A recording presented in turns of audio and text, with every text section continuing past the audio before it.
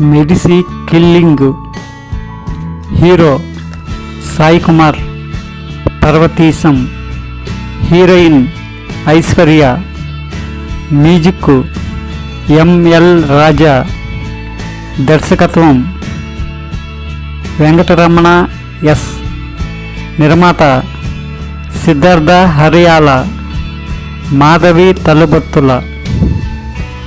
నటీనటులు బేబీ హారిక, ఆనంద్ చక్రపాణి, రామరాజు నటించారు.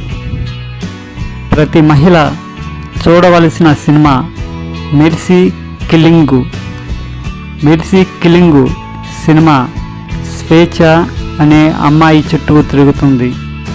స్వేచ్ఛ పాత్రలో బేబీ హారిక బాగా నటించింది. అలాగే సమాజంలో ఆడవారిపై జరుగుతున్న అకృత్యాలపై మెర్సీ కిల్లింగు సినిమాలు చూపించారు.